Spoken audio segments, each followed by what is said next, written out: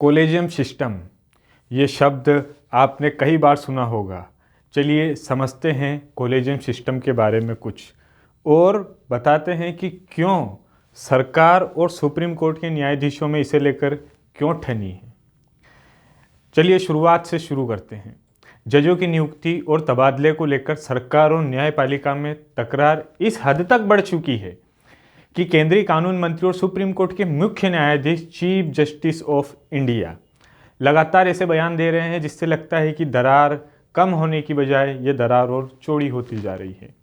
सरकार की माने तो कोलेजियम सिस्टम की नियुक्ति में तबादले और मामले में संविधान से परे एक व्यवस्था है, जबकि न्यायपालिका का मानना है कि जजों की नियुक्ति के मामले में सरकार का दखल संविधान की मूल भावना के प्रतिकूल है। इस मामले में दो तरह की विचारधाराएं आमने सामने आती है। पहला ये कि सरकार न्यायपालिका को अपने नियंत्रण में लेने की कोशिश कर रही है, जो संविधान के अधिकारों को विकेंद्रीकरण के सिद्धांत के विरुद्ध। दूसरी विचारधारा ये है कि न्यायपालिका में भाई भतीजावाद और निरंकुश मनमानी है, जिसे खत्म किया जाना जरूरी है। ये दोनों ही पक्ष हैं। इसे ऐसे समझना कठिन हो गया है कि आखिर दोनों में से कौन सही है और ऐसे विवाद का समाधान क्या हो सकता है। क्या सरकार वाकई इस मामले में लाचार है? न्यायपालिका को समझने वाले कई लोगों का मानना है कि जजों को चुनने की जो प्रक्रिया जारी है उसमें सरकार लाचार नहीं, बल्कि उसने जिन नियुक्ति या तबादले को कोलेजियम की सिफारिशों के बाद भी रोकना चाहा, उसे रोका है। मसलन अकील कुरैशी का ही मामला देख लीजिए या फिर सौरभ कृपाल का। नियुक्ति के मामले में इन सब पर नज़र डालते हैं। कानूनी मामलों के जानकार और लेखक मनोज मिट्टा ने जब नज़र टुडे से बातचीत की तो पूछा कि सरकार और न्यायाधीश के बीच हाल ही दिनों में जजों की नियुक्ति और तबादले को लेकर जिस तरीके से तनाव बढ़ता जा रहा है, उससे सुलझने का या उससे बाहर निकलने का रास्ता क्या है। कोलेजियम की सिफारिशों के बावजूद जज अकील कुरैशी को सुप्रीम कोर्ट में नहीं नियुक्त किया गया। बॉम्बे हाई कोर्ट की जगह उन्हें त्रिपुरा भेजा गया। वरिष्ठ अधिवक्ता सौरभ कृपाल को हाई कोर्ट का न्यायाधीश नियुक्त करने की फाइल को भी सरकार रोक कर बैठी है। मनोज आगे कहते हैं कि सरकार जिस तरीके का मैसेज देने की कोशिश कर रही है वैसा बिल्कुल नहीं है। मौजूदा व्यवस्था में वो निहत्थी नहीं है। कोलेजियम की एक तरफा मनमानी चल रही है और चीफ जस्टिस और 4 जज मिलकर जो तय करते हैं वही अंतिम लकीर होती है। ऐसा भी नहीं है।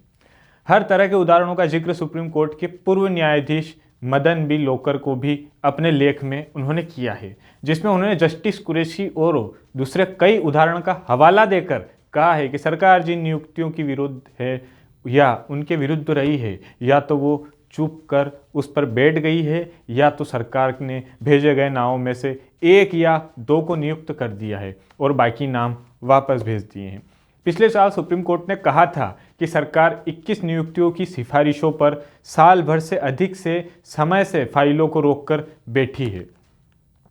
भारत में सुप्रीम कोर्ट में और हाई कोर्ट के जजों की नियुक्ति को लेकर सुप्रीम कोर्ट के मुख्य न्यायाधीश और 4 सीनियर जजों का एक ग्रुप है, जो बातचीत करके जजों की नियुक्ति, तबादले वगैरह और कानून मंत्री को यह चीज़ सिफारिश के द्वारा भेजता है, जिसके माध्यम से ये प्रधानमंत्री के पास जाता है और उनकी सलाह राष्ट्रपति फिर अपना इस पर निर्णय लेते हैं। यह व्यवस्था 1993 से जारी है, लेकिन पिछले साल केंद्र सरकार ने कोलेजियम में जारी कथित भाई भतीजावाद, चंद लोगों की मनमानी जैसे मुद्दों पर सवाल उठाए हैं, जिस पर बहुत सारे लोग सहमत हैं, लेकिन वो सरकार की मंशा और भविष्य में अपनी जैसी भूमिका चाहती है उस पर भी सवाल उठा रहे हैं। कोलेजियम सिस्टम को लेकर जो प्रश्न उठाए जा रहे हैं वो पारदर्शिता को लेकर, यानी कि ट्रांसपेरेंसी को लेकर है, क्योंकि किसी जज को किस आधार पर नियुक्त किया जा रहा है यह लोगों को मालूम होना चाहिए। सरकार की मंशा का सवाल इस बात को लेकर है कि पिछली सरकारें, मगर खास तौर पर मोदी हुकूमत ने जिस प्रकार से चुनाव आयोग, ईडी, सीबीआई वगैरह को अपने हिसाब से इस्तेमाल किया है, वो न्यायपालिका को लेकर भी उनका रुख कुछ ऐसा ही रहेगा। मनोज आगे कहते हैं कि रोटीहिंट मिस्त्री कोलेजियम के सदस्य हैं और मनोज मिट्टा के मुताबिक वे चाहते हैं कि अकील कुरैशी जैसे अच्छे जज को सुप्रीम कोर्ट में भेजा जाना चाहिए, लेकिन ऐसा बिल्कुल नहीं हुआ। सरकार और न्यायपालिका के बीच जारी रस्साकसी में सौरभ कृपाल ने भी बयान दिया है। उन्होंने कहा है कि हर जज का अपना नज़रिया हो सकता है। इसका ये मतलब बिल्कुल नहीं कि वो फैसला देते समय पक्षपाती हो जाएगा, क्योंकि उसके अंत में निर्णय संविधान के आधार पर ही करना है। सरकार की तारीफ से न्यायपालिका पर लगातार सवाल उठाए जा रहे हैं। पेच सरकार की तरफ से न्यायपालिका पर लगातार सवाल उठाए जा रहे हैं। जो लोग सवाल उठा रहे हैं उनमें उपराष्ट्रपति जगदीप धनखड़ भी शामिल है, जो पेशे से एक वकील रहे हैं। ताज़ा सवाल केंद्रीय कानून मंत्री किरण रिजिजू ने उठाया है, जिसमें उन्होंने एतराज़ जताया है कि सरकार जिन जजों के नाम पर आपत्ति जता रही है और उसकी वजह बता रही है, उसे सुप्रीम कोर्ट में जग जाहिर कर दिया है, जो बेहद खतरनाक और आपत्तिजनक है। सरकार की आपत्ति हाई कोर्ट में 3 जजों की नियुक्ति को लेकर थी। पत्रकारों के सवाल जवाब में किरण रिजिजू कहते हैं कि रॉ और इंटेलिजेंस ब्यूरो की गोपनीय और संवेदनशील रिपोर्टों पर खुली चर्चा देश हित में नहीं है। सुप्रीम कोर्ट के कोलेजियम में जनवरी के तीसरे सप्ताह में 5 व्यक्तियों के नाम हाईकोर्ट ने नियुक्ति के लिए दोबारा सरकार को भेजे। 3 मामलों में सरकार ने एतराज जताया। सरकार की इन आपत्तियों को कोलेजियम ने गोपनीय ही रखा था। सरकार की तरफ से जो आपत्तियां थी वो एक व्यक्ति के लैंगिक रुझान को लेकर थी, तो दूसरे के बारे में कहा गया कि उसका पार्टनर विदेशी है। एक के सोशल मीडिया पोस्ट पर आपत्ति की गई, जिसमें उन्होंने प्रधानमंत्री मोदी की आलोचना की थी। पंजाब से कांग्रेस लीडर पवन बंसल का कहना है कि सरकार न्यायालय में अपने टूल के तौर पर इस्तेमाल कर सकती है या करना चाह रही है, वरना उसकी बहुत सारी नियुक्ति की सिफारिशों को वो रोककर ऐसे नहीं बैठती।